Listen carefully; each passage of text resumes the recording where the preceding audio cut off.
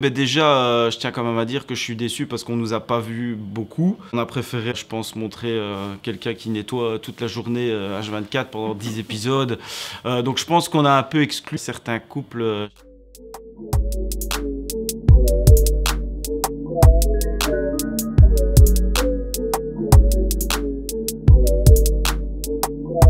Je me suis inscrit au mois de juin-juillet l'année passée et là j'étais célibataire depuis le mois d'avril, on va dire. J'ai eu 3 relations de 3 ans, donc j'ai jamais passé le cap des 3 ans. Et la dernière relation, c'était fort compliqué, ça s'est terminé quand même voilà, de manière un peu difficile. J'ai eu du mal à m'en remettre, après ça a été beaucoup mieux. J'ai rencontré quelqu'un pendant le premier confinement, on était vite confinés ensemble, au début ça se passait bien, puis voilà, ça s'est terminé. Disons que c'était une personne qui avait été en couple pendant de longues années avec quelqu'un et on s'était vite mis ensemble, enfin elle avait vite quitté cette personne, on s'était vite mis ensemble et puis on était vite confinés ensemble et au début, premier confinement on pouvait pas bouger, c'était quand même un peu particulier. Au début ça se passait bien puis voilà, c'était je pense un feu de paille, donc ça s'est terminé comme ça avait commencé, voilà.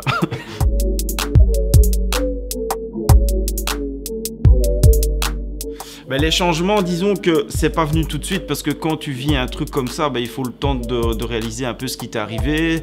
T'es quand même toujours un peu dans la peur, donc psychologiquement c'est pas facile parce que c'est un peu arrivé comme ça du jour au lendemain, donc j'avais peur que ça me réarrive à nouveau.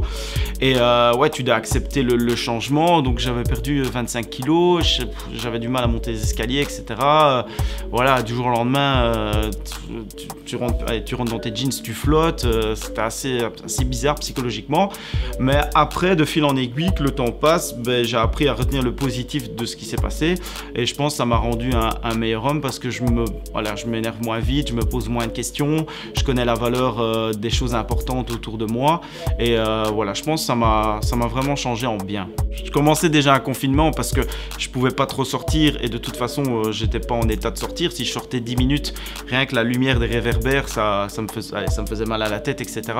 Donc il y avait plein de choses simples, jouer au foot avec mes potes, boire un verre, plein de choses simples que je savais pas faire ou que je ne pouvais pas faire.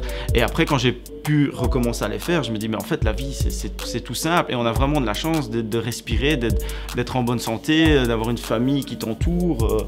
J'ai vraiment su me recentrer sur vraiment les choses importantes de la vie. Comment je suis arrivé à tomber dans le coma? Déjà on m'a mis dans le coma, donc c'est un coma artificiel parce que pour une raison X ou Y, donc j'ai attrapé un virus, c'était peut-être déjà le Covid, on ne sait pas, en tout cas il y a beaucoup de symptômes qui s'approchaient, donc c'était en 2017 et à cause de ça j'ai enchaîné les crises d'épilepsie sans être du tout épileptique et à cause de ça ils ont dû me mettre dans le coma pour me soigner parce que sinon j'enchaînais les crises d'épilepsie. Je pense que j'ai fait 8 ou 9 crises d'épilepsie en même pas une heure. Même un vrai épileptique ne fais pas ça quoi.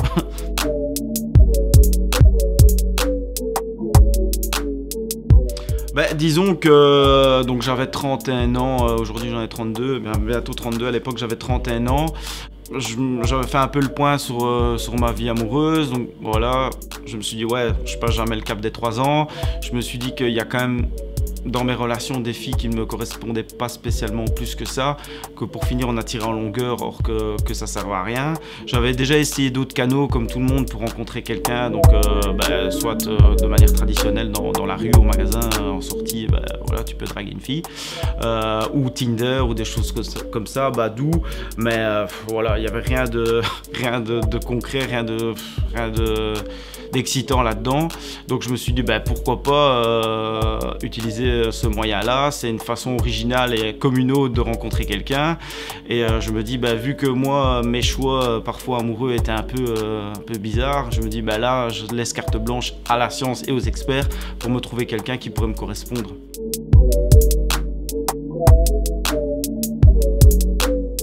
J'étais un peu stressé quand même parce que voilà, ça reste un événement important, donc je suis pas quelqu'un de stressé de nature, donc j'étais aussi surtout impatient, excité, j'ai envie de la découvrir, voilà, j'étais à fond quoi.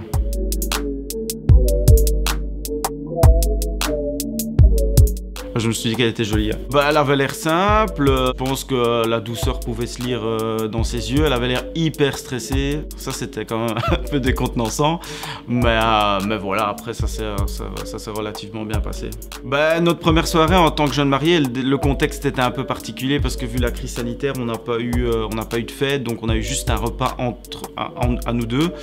On était crevés, du coup, voilà, on a mangé, on a parlé un peu et puis basta. Bah, le voyage de noces,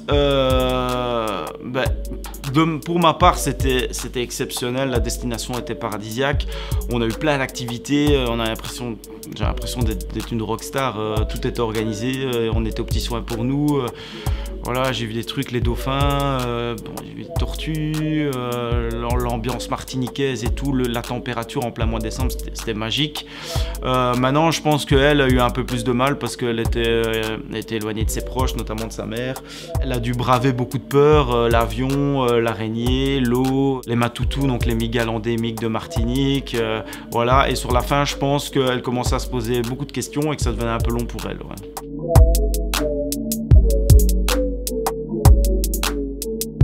Dans l'avion, je l'ai fait boire pour la déstresser un petit peu. Mais comme elle avait pris 2 Xanax, le cocktail Xanax alcool, laisse tomber. mais voilà, ouais. Et après, voilà, j'ai essayé de la rassurer du mieux que je pouvais, mais parfois c'est pas facile. Si t'as peur de l'eau, voilà, c'est un peu qu'est-ce que tu veux faire, donc voilà, j'essaie de la faire rire, voilà. Mais pareil, dans l'eau, avec un petit cocktail, un petit planteur, un rhum de Martinique, elle était un peu plus détendue et elle a quand même su braver ses peurs, donc ça, ouais, je la félicite quand même, qu'elle ait su affronter ses peurs, quoi.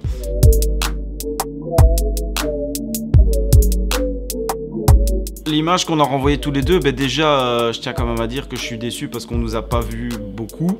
On a préféré, je pense, montrer quelqu'un qui nettoie toute la journée H24 pendant 10 épisodes. Donc je pense qu'on a un peu exclu, certains couples. Je sais pas si c'était un choix éditorial ou si c'était un manque de matière. Mais voilà, je trouve ça dommage. Maintenant, j'aime tout le monde, hein. Tous les autres candidats, pas de souci. Mais voilà, je tiens quand même à remettre l'église au milieu du village. Et l'image qu'on a renvoyée, du peu qu'on nous a vu, je pense qu'elle a renvoyé quand même l'image de quelqu'un de stressé, mais pas de quelqu'un quand même de bien, pas de mauvaise personne. Et moi, j'espère que je suis passé crème. J'ai rien vu grand chose sur les réseaux. Donc voilà, je pense que ça a été.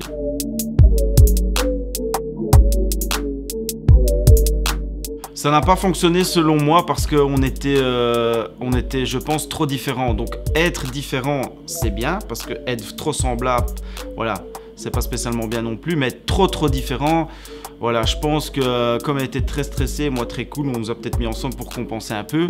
Mais on était beaucoup trop différents. Et je veux dire, voilà, elle se posait énormément de questions. Mais bon, je me dis à un moment, si tu fais l'expérience, lâche-toi, quoi. Allez, profite carpe diem, profite du moment présent, profite de l'expérience, profite de moi. Et là-dessus, on n'était pas du tout sur la même longueur d'onde. Elle l'a reconnu après, mais voilà. Dans ce que moi je pense être bien pour moi, j'avais demandé quelqu'un de doux et elle l'est effectivement, mais je m'attendais quand même à quelqu'un qui profite un peu plus du moment présent et surtout avec ce que j'avais vécu. J'étais pas là pour m'emmerder, je voulais un peu de fun et ça malheureusement voilà, ça n'a pas fonctionné, je pense à cause de ça, mais maintenant voilà, on garde des bons contacts, c'est quelqu'un que j'estime, donc voilà. On a été beaucoup en contact au moment de la diffusion parce que voilà, on revient un peu l'histoire, on se voit à deux à la télévision, on a même regardé la dernière émission ensemble. Sinon, non, je veux dire plus trop de contacts, j'ai plus de contacts, je vais dire, avec Bastien, Florentin et Junior qu'avec elle, quoi.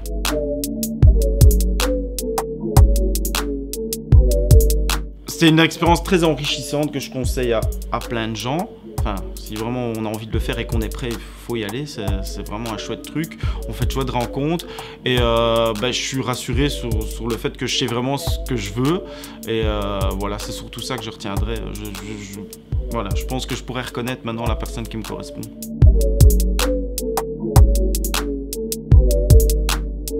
Carpe diem. Ça veut dire ce que ça veut dire, c'est vraiment profiter de l'instant présent, des choses simples, comme j'expliquais tantôt, boire un verre, être avec ses amis, découvrir de nouvelles choses. Tu vois, quand tu m'as contacté pour l'interview, j'ai directement été partant parce que je me dis, ouais, je sors un peu de ma zone de confort, je viens voir un peu RTL à quoi ça ressemble, je rencontre des gens, tu vois, allez, voilà, c'est ça, c'est un tout.